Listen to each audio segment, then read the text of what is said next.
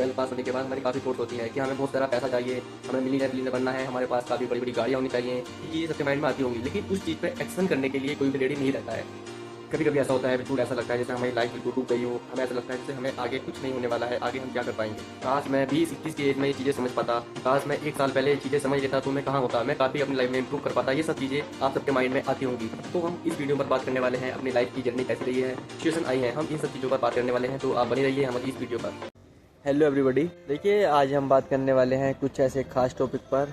11 अक्टूबर आज एक बहुत अच्छा वैली थी, एक वैली में गया था। ये गढ़ी कैंट में वैली थी, एक आर्मी कैंट में।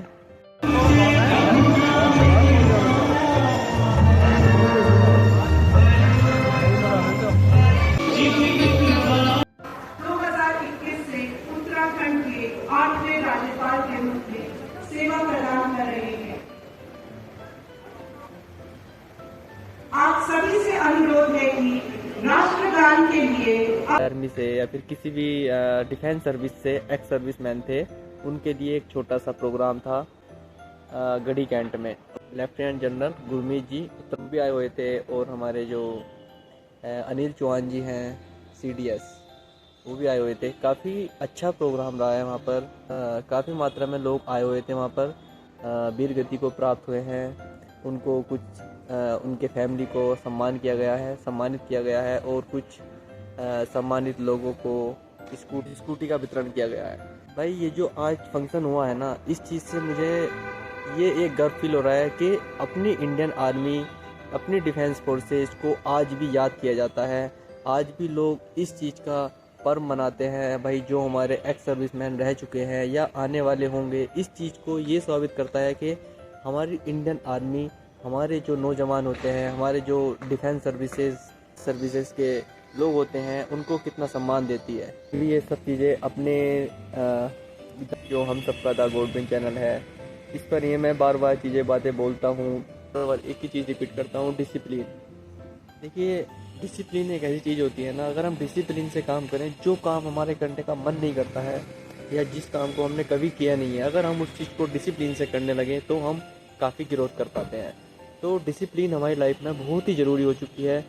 ये अब से नहीं, ये पहले से ही डिसिप्लिन है। देखिए मैं इस चीज़ से काफ़ी बहुत चीज़ें सीख पाया हूँ। आज मैं एक सेमिनार में गया था, जो हमारी इंडियन आर्म फोर्सेस का एक एक्स सर्विसमैन्स का एक वैली थी, उसमें गया था। तो उसमें भी मैंने काफ़ी डिसिप्लिन लोगों को देखा। देखिए हमारी इंडियन आर्म फोर्सेस बहुत ही वेल डिसिप्लिन्ड है।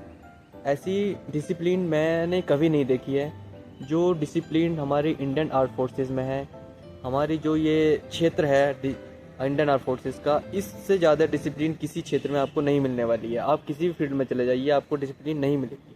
देखिए वहाँ पर जो सारा क्लाइमेट था, वहाँ पर जो लोगों की एक मतलब पूरा जो बोलते हैं ना, एक व्यवस्था बनी हुई थी वहाँ की, जो बहुत ही एक मतलब इंगेज थी, जिसको बोलते हैं कि हाँ एक नंबर 1, मतलब बहुत अच्छा। एक तो मतलब जो टेंट का जो वहाँ का जो एक से सिस्टम बना हुआ था मैनेजमेंट का, बहुत ही प्यारा था। देखिए मिनिमम आपसे बता दूँ मैं, मिनिमम 10 से 10,000 स्क्वायर फीट में तो वहाँ का जो टेंट था, बैठने के लिए चेयर्स और जो स्टेज बना हुआ था, ये सिस्टम बना हुआ था पूरा, और बिल्कुल मैनेजमेंट के साथ।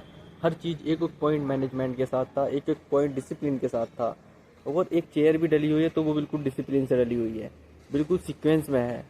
तो ये चीज़ें होती हैं एक जो हमें डिसिप्लिन, जो हमें मतलब काम करने में एक रुचि देती है, काम करने में हमें इंटरेस्ट देती है। तो ये डिसिप्लिन ही होती है। तो देखिए, और सबसे बड़ी बात मैंने जो वहाँ पर नोटिस की है, एक चीज़ मैंने देखी है, देखिए सब चीज़ें वहाँ पर स्टार्टिंग से लेकर एंड तक सिस्टमेटिक चला है। स्टार्टिंग से लेकर जब तक कोई जो हमारे लेफ्टिनेंट जनरल गुरमीत जी आए हैं, वहाँ से लेकर लास्ट एंड तक, लंच तक, वहाँ पर पूरा सिस्टमेटिक चला है। सिस्टम पूरा किस टाइम पर कौन सा सिस्टम चलाना है, कौन सा प्रोग्राम जारी रखना है, वो सब चीज़ें बिल्कुल एक सिस्टमेटिक थी, और वो उसी के अकॉर्डिंग टाइम टू टाइम चलती रही। तो देखिए कुछ पॉइंट मैं भी यूज़ करता हूँ, जो अपनी मैं डेली रूटीन में या फिर जो भी मैं अपना डिसिप्लिन करता हूँ, मैं उस चीज़ में ऐड करता हूँ अपने पॉइंट्स।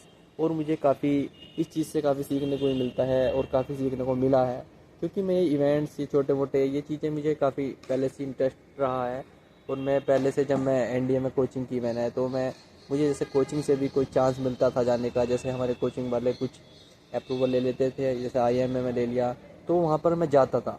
उस चीज़ से हमें काफ़ी नॉलेज और काफ़ी एक डिसिप्लिन बनने के लिए, वहाँ का जब हम क्लाइमेट देखते हैं तो उस चीज़ से काफ़ी हमें नॉलेज गेन होती है। मैं भी ये पॉइंट्स जो हमारी 15 OLQs होती हैं, ऑफिशियल लाइक क्वालिटीज़, ये भी मैंने अच्छे से डीप से स्टडी की है और इन चीज़ को ऑब्ज़र्व किया है, फेस भी किया है। मैंने जब अपना ये एग्ज़ाम क्लियर होने के बाद और ये इलाहाबाद में आर्मी का SSB दिया था, सर्विस सिलेक्शन बोर्ड। देखिए यहाँ पर जाने के बाद ही एक ऐसा बंदा ऐसा लगता है ना कि हाँ, हम कहाँ जा रहे हैं। उस सिचुएशन को, उस जर्नी को, जब हम उस सिचुएशन में होते हैं, उस जर्नी पर जाते हैं, तो वो जो जाता है उस सिचुएशन को वही फील कर पाता है।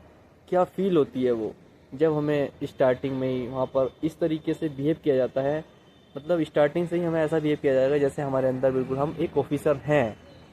लेकिन क्या हमें अपने आप से खुद को वो क्वालिटी दिखानी होंगी, वो अपने अंदर से जो हम एक्चुअल हैं वो हमें क्वालिटी अपनी जागरूक करनी होंगी और उसको हमें फ्रंट पर लाना होगा। इन पर ये चीज़ें नोटिस की जाती हैं, आपके अंदर वो एक्चुअल में हो, आप जो हो एक्चुअल में वो हो या नहीं।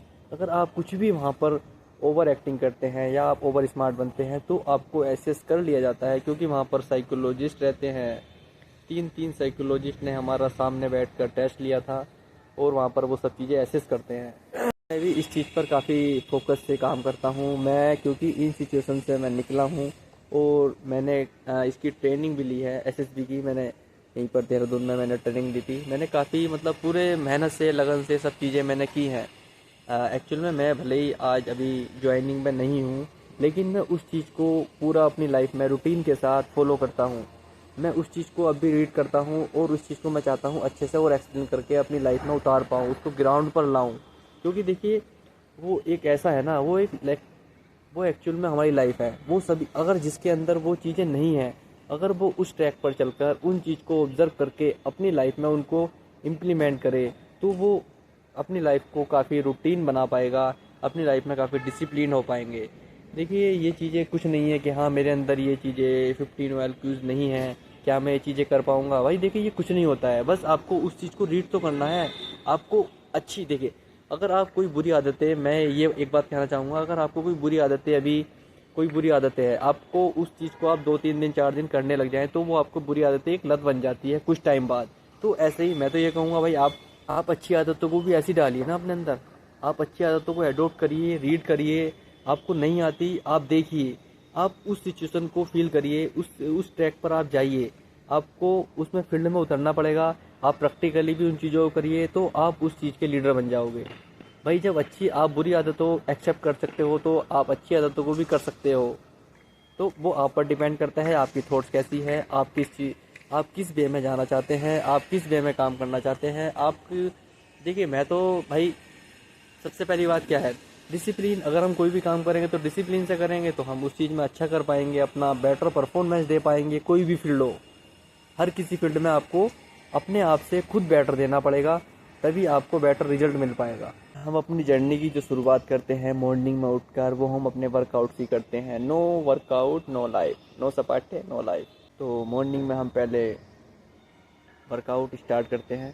वर्कआउट की जो बात करता हूँ मैं, अगर हम अपनी जर्नी, हम अपनी लाइफ, हम अपनी मॉर्निंग की शुरुआत हम अपने वर्कआउट से करेंगे तो हम एक अपनी लाइफ में डेली ये वर्कआउट, ये डेली रूटीन ऐड कर पाएंगे। और ये जैसे हमारे लिए डेली ब्रेकफास्ट, लंच, डिनर जैसे ज़रूरी है, ऐसे ही हमारी लाइफ के लिए डेली वर्कआउट भी ज़रूरी है। हमारी डेली बॉडी को रिसाइकल चाहिए, हमारी बॉडी को डेली रिबूस्ट करना चाहिए। तो हम इस चीज़ से हम डेली अपने वर्कआउट को डेली रूटीन में लाकर ये चीज़ें हम कर पाएंगे, अपनी माइंड को स्ट्रॉन्ग कर पाएंगे और हम डेली कुछ ना कुछ डेली रिसर्च कर पाएंगे अपने लिए, अपनी बॉडी के लिए कुछ क्रिएट कर पाएंगे, जिससे हम अगर हम डेली अपने आप पर काम करेंगे तो अपने आप को समय देंगे तो हम डेली ये चीज़ें ऑब्जर्व कर पाएंगे कि हमने कल किस चीज़ पर बात की थी, तो उस चीज़ को हम कंप्लीट कर चुके होंगे और हम आगे के लिए थॉट्स अपनी क्रिएट करेंगे।